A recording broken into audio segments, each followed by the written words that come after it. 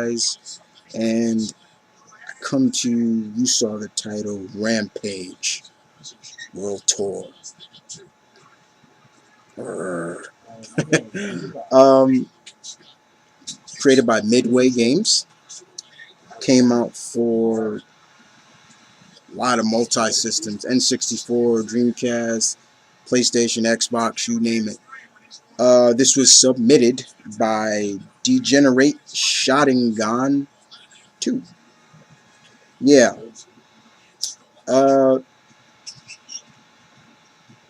this was a fun game. It was a very fun arcade game to play, and I enjoyed it. You played with 3 characters in the game. You had George, he was the gorilla, the giant ape, like King Kong. Lizzie was the Godzilla-like character, and Ralph was the giant werewolf.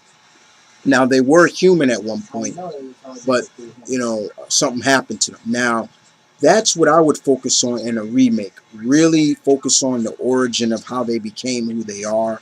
Show that as for give it a real true story arc, story mode, as well as the feel of what it, the regular feel of the game, basically destroying major cities. But I would have it more open world where the city is a vast metropolis instead of just a few little, streets, and you can kind of tell which city it is if they have like uh, uh, a pretty much a national monument or so. Like if it was in Seattle, you could see the Space Needle or something like that. They made another one, a direct sequel, but I would really want, you could really do something with a new game the way, that's just me. This is just my suggestion of how to do it.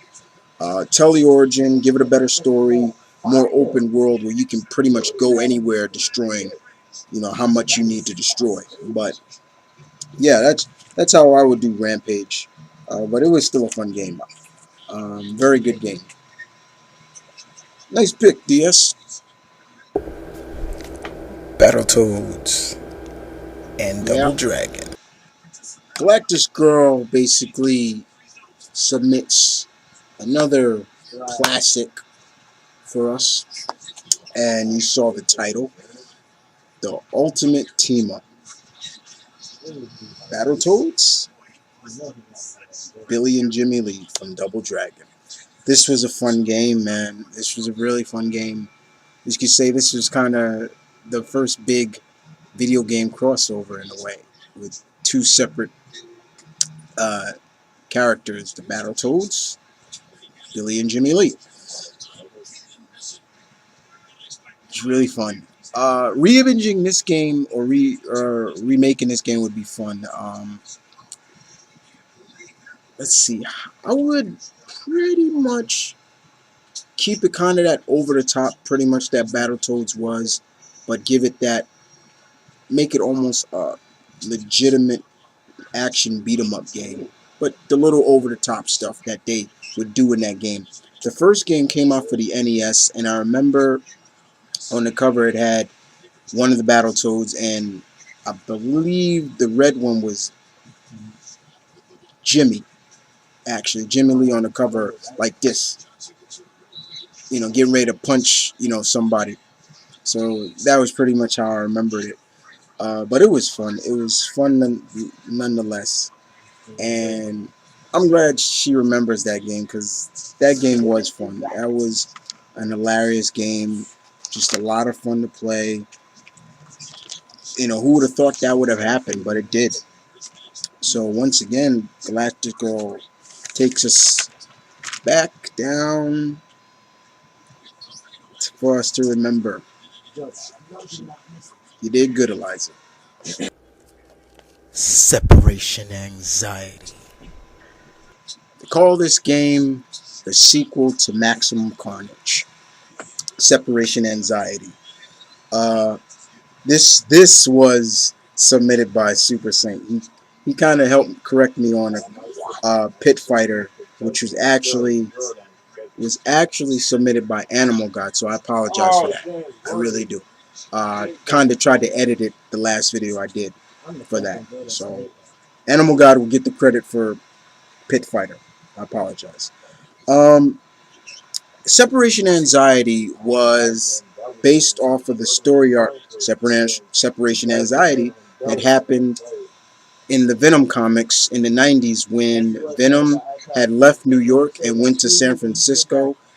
And I believe, if I remember correctly, the jury or so captured Venom, cloned his symbiote or so, and he had other children, basically. And this is where we get to see the first time the female symbiote.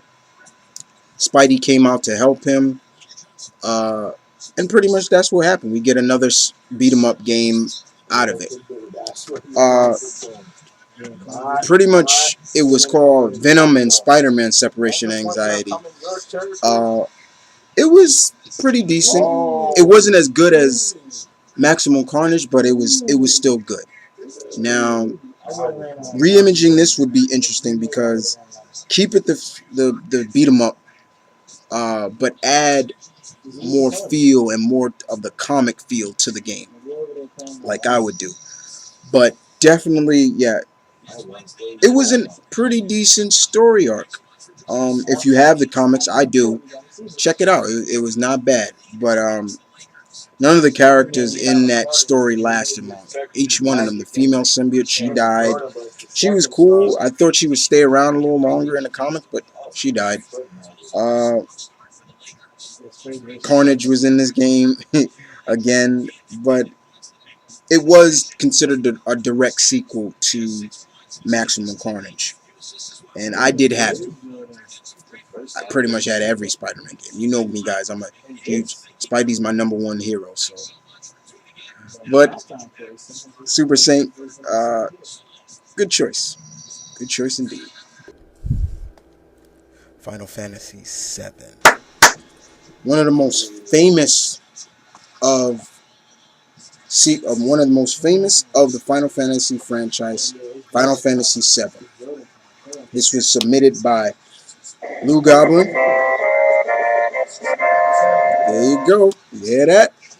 Um,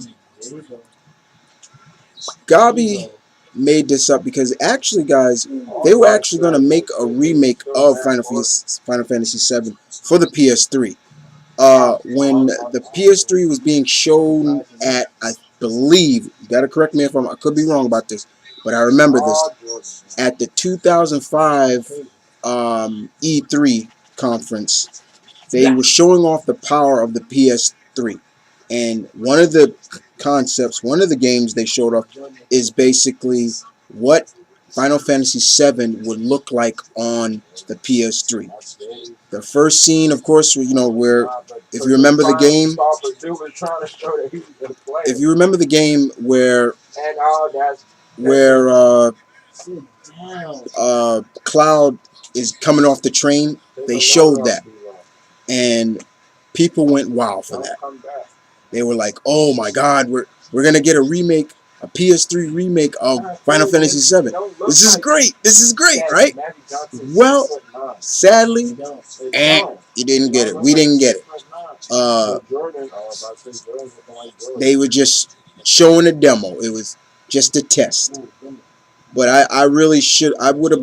I really think they should have did it. They really should have did it because it would have been really fun to see a full-figured Cloud or Barrett or Vincent or Yuffie or Tifa or Sid, or Sephiroth, a full-bodied, instead of how in the original Final Fantasy VII they were like really short, and when they would do the cutscenes, sometimes they would still be in that short, and sometimes they would really like stick figures.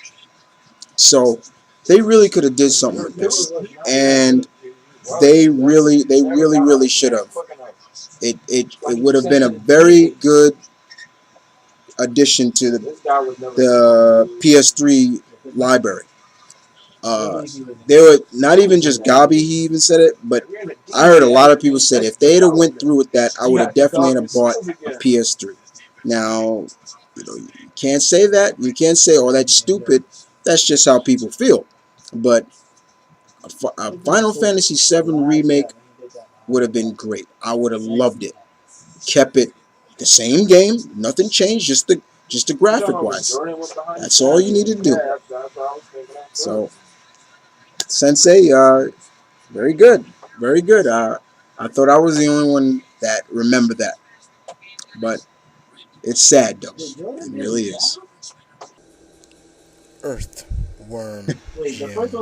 If there was, if there was a any character that got got their ability kind of out of sheer luck of almost near death experience, it's the character that we just saw, Earthworm Jim. Uh, this was submitted once again by Deadpoolzilla. Earthworm Jim was a fun game, man. That was a very fun game. It came out for the NES, the Super Nintendo, and Sega Genesis. And now it's back. It's been HDized on Xbox Live and the PlayStation Network, the original game. But you can't really call that a remake because it's just HD form. Uh, the the funny thing about Earthworm Jim was he was just a regular worm. You know, he was just a worm. He was about to be eaten by a bird. The super suit fell on him, and voila, the legend was born. They made two games, and the way I would re-image it is keep it the way I would actually want you to play his kind of his origin story. Like you actually play with Jim pre the super suit, and right before he's about to, then the suit comes on, and then voila. If I was also doing the remake of the game, I would have him do more with his head, with his, because all he could do in the game was whip his head, or use it as a whip to swing across things. I would have him be able to like lasso somebody up and turn them around, do crazy things with it, over the top things. I would have his plasma gun be able to be like upgraded, maybe like to a plasma shotgun or plasma rifle or things like that. Not just he just had that plasma gun. It was strong, but it could have been better. Even a plasma machine gun, because that no, not even a plasma machine gun, because it actually was already a machine gun. And if I remember correctly, you fought Psycho Chicken in that game. That was his main enemy. But Earthworm Jim was a fun game nonetheless. It brings me back. If you don't have it for the PlayStation Network or Xbox Live, download it. I think it's only about $5, I think. Uh, 8,000 Microsoft points, 800 Microsoft points, pretty much, for Xbox Live, because that's what I have it for. I'm not sure about PlayStation Network, the PlayStation Network, but yeah, Earthworm Jim, what a game! Uh, funny game, wee doggy and plasma and ow, and when he get hit, ow, the music is just great. If you don't believe me, go on YouTube, punch up the first board New Junk City, and listen to the soundtrack. That soundtrack was off the chain. So once again, Tyler delivers a good choice for us.